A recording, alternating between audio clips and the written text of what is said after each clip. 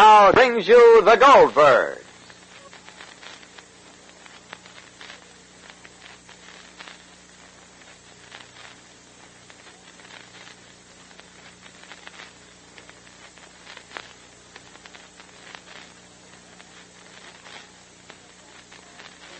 You? Does everybody?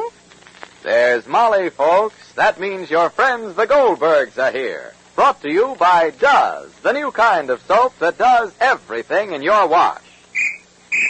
Could that be Dan, the Does mailman? It sure could, Mr. Collier. Me and about 1,000 Does letters. Boy, I guess the whole country's doesing their wash. You betcha. Take a gander at this letter from Brooklyn, New York. What's that? Little 11-year-old Nikki Falick says her mother's always does in everything, so Nikki tried it herself. What she does? Their fish bowl. Does the dish for the fish, huh? Yep. And say, get this one from Los Angeles, California. What? Mr. Lawrence Briscoe says his neighbor's dog had fleas. Uh-huh. So he does Rover, and if you please, no please. Oh, say, folks, here's a grand letter from Yalesville, Connecticut. Mrs. Mary Howe writes, I'm 77 years old and still do all my own laundry, but I couldn't manage it without Does. My white clothes look white as snow, and my colored things fresh and bright. I'm sure Does will still be going strong when it is 77 years old. Well, Does is off to a good start, Mrs. Howe. You know, ladies, when you Does everything in your wash, you're using the soap that's best. There's no soap anywhere that gets towels whiter or work clothes clean easier than Does. Yet your colored rayon undies are safer with this new kind of soap. Colors stay brighter. I tell you, Does does best. In actual wash day comparisons with 25 different soaps, Does won hands down with its outstanding combination. Because only Does gave you unsurpassed whiteness for towels, unbeaten cleaning power for grimy work clothes, and greater safety for colors. So be a lady who does. You can ask Dan, the Does mailman. Does everything.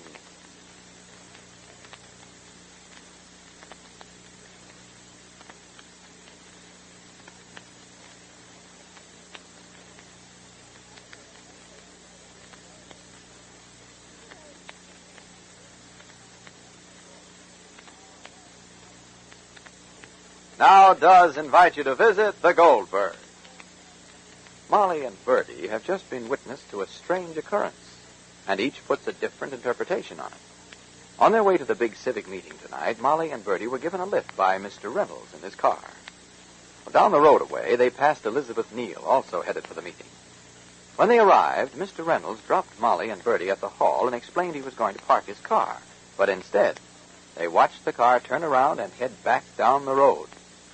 Unknown to Molly, but no surprise to Bertie, Reynolds drove back, picked up Elizabeth, and then, in spite of her protests, drove off in the opposite direction, away from the meeting hall. And that was an hour ago. Listen. Bertie, but what are we standing in the hall, please?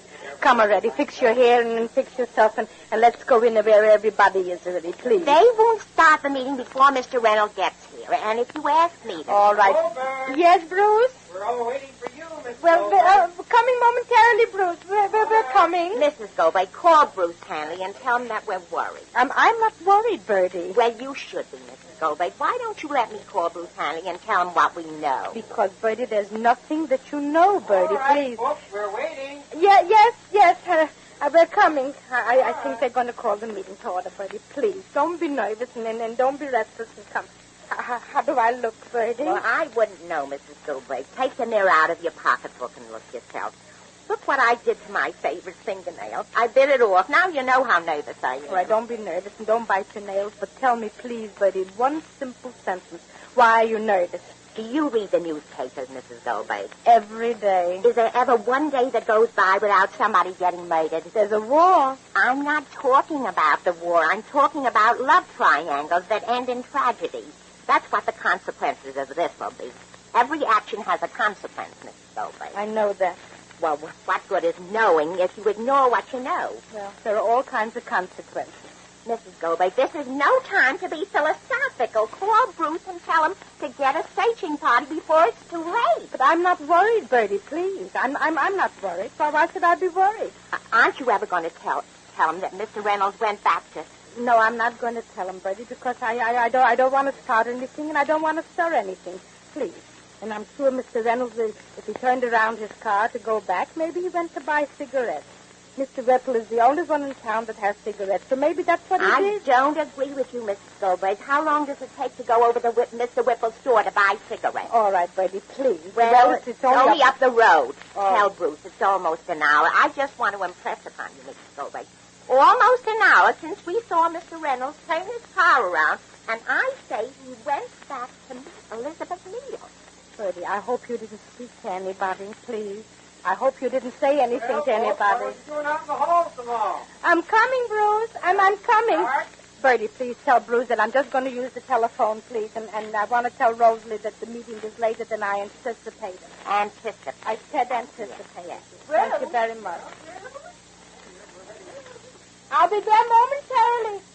And then, Bertie, dear, silence is golden. Silvolto. Hello? Hello, operator? Operator, the Goldberg residence, please. Huh? Oh, Mrs. Margaret? Since when will you switch to the night switch? Huh? Fine, why not? Huh? Oh, your mother is here? I didn't saw her yet. Huh? Well, who told you? Nonsense. Mr. Reynolds picked me up in his car and... Nothing, Margaret, but... I didn't know he just picked me up. He turned himself around and we went forward and...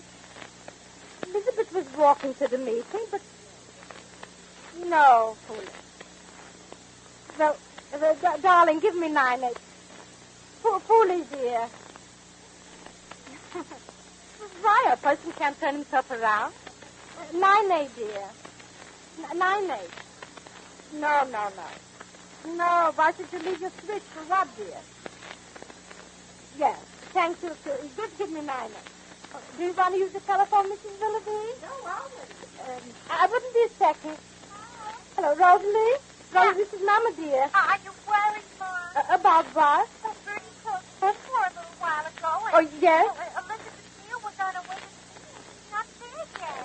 So what? Mr. Reynolds isn't back. Well, Oh, why didn't somebody go out for them? Rosalie, dear, I just called to tell you that I'll be later than I expected. I know that, but, Mom, will you call me back? For what, darling? And tell me if you hear anything. There's nothing to hear, sweetheart. Well, aren't you worried? Rosalie, please, control your imagination. Mom, Mrs. Willoughby's waiting to use the telephone. but, Mom, where's the flashlight? For what? I closed the barn door before I left. But Seymour wants it. He wants to go down to the meeting and see if he can't do something. There's nothing to do, Rosalie. Well, Bertie said that everybody in the meeting is nervous and then they're All right, darling, please, don't you be nervous. Call me, Mom. You may get another surprise, too. What? Say that again? You may get another surprise. What surprise? Well, if I tell you, it won't be a surprise. Rosalie, please, don't riddle me with riddles. What surprise about what? Ma, if I tell you, it won't be a surprise, so don't ask me. Rosalie, I'm asking, what is the surprise? Ma, call me back. Huh? Call me back. Rosalie, darling, if you're baking a cake, I don't like the way you make a layer cake, and don't take out my recipes, and don't turn the house upside down and turn it over. All right, Mama darling, Please. don't worry. Just call me back, huh? Huh? Just call me back. Please, It is a Ma. surprise? Ma, will you tell me that you called me All back? right. Promise me? Goodbye. That's all right, Mrs. Willoughby. You can have the telephone. You're calling your house? No, I'm calling Mr. Whipple to ask him if Mr. Reynolds was there tonight. Oh. You seem to think he was just there to buy cigarettes. I don't think so, Mrs. Goldberg. And Bertie Slissel doesn't think so. And neither does Mary Foote or Martha Wilberforce or any of us girls that know Mr. Reynolds. And know the scandalous way he's treated Elizabeth Neal all these years. Do you know that... What? Come here. Let Yeah? me whisper in your ear. What is I it? don't want to be heard mentioning it. But What is it? listen. Yeah. Oh. Yeah? That's something you didn't know, isn't it? Well, And come here. Yeah. Oh. Yeah? A fine man to run for councilman. Did you know that his gardener was here? Mr. Fernandez? One look at that poor old man's face and you know how broken up he is about the marriage. I don't think Teresa's more than 19, do you? No, I don't think so. I heard somebody say that she was marrying Mr. Reynolds to protect her father. Well, will you excuse me, Mrs. Willoughby? I want to see where Bertie is. Yes, surely. Bruce. Oh, Miss Goldberg, there you are. Bruce, did you see Bertie, Bruce? Yeah, she's over there talking to Fanny Tubbs. Bertie! Yeah, she heard you. She's coming over. I asked her not to say anything. I just spoke to Rosalie. She said I have a surprise coming to you. Well- To me. Do you know what it is, Mr. Hanley? If I have to make a speech, please, Mr. Hanley, cancel it. I'm not prepared. You called me, Mrs. Goldberg. Yes, Bertie, I did call you. Bertie, why did you go and I didn't bring up the subject, Mrs. Goldberg. Everybody asked about Mr. Reynolds. All I said was that we drove down here with him and he was going to park his car in the shed, but instead he turned right around and went back. And I said you thought he went back to get cigarettes. So? And I said I was terribly worried, and if I was worried, it was hard to tell them why. And everybody agrees with me there's plenty to worry about, especially if Elizabeth Neal was going to tell a few things about Mr. Reynolds that he'd rather nobody knew. All right, Bertie. There's Martha Wilbur waving to you, Mrs. Goldberg. Excuse me. Martha. Oh, she knows. Bertie. Yes, Martha. Bertie, what's this surprise Mrs. Goldberg said we had in store for her? Oh, does she know? No, but she wants to know. That's what's gotten me all jittery, too. Well, what is it? Mr. Goldberg called from New York, and I didn't tell her because I wanted her to accept the nomination before he gets here. And now, if we don't get started... All right, Martha. All right. Bertie, you didn't have to speak to everybody. I mean, you didn't... I didn't speak. I don't know why everybody's so frightened. Well, Mrs. Goldberg, maybe they've got reason to be. Well, are you also frightened, Mr. Hanley? Of course he is. But why, Mr. Hanley? I'll tell you why. If Mr. Reynolds has anything to hide... Yes? Dead women tell no tales.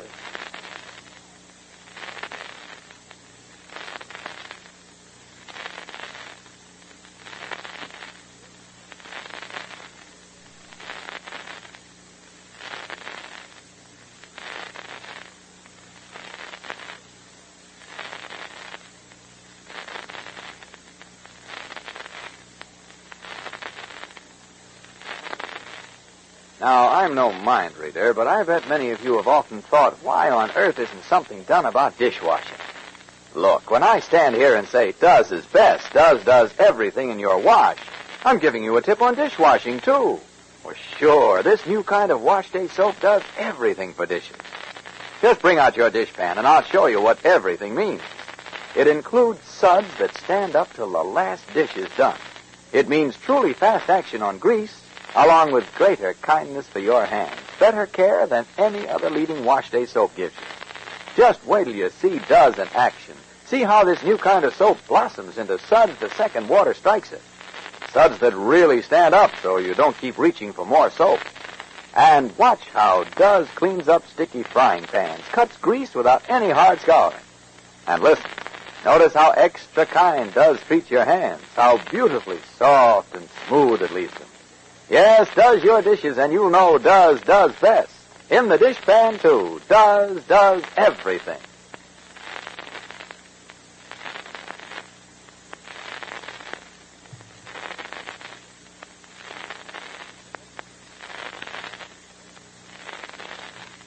Dead women tell no tales. Well, perhaps Bertie is prone to exaggerate, but Reynolds sounded in deadly earnest when he spoke to Elizabeth earlier tonight. What with the disappearance of Reynolds and Elizabeth, and Jake due to arrive at any moment, Molly's nomination may yet take place on a very eventful night. Be sure to listen to the next episode of The Goldbergs, written for you by Gertrude Berg. This is Clayton Collier saying good day for Procter & Gamble, the makers of Does, the soap that does everything in your wash. Your grocer's paper bags and cardboard cartons have gone to war, so when you shop, take your own shopping bag or basket with you.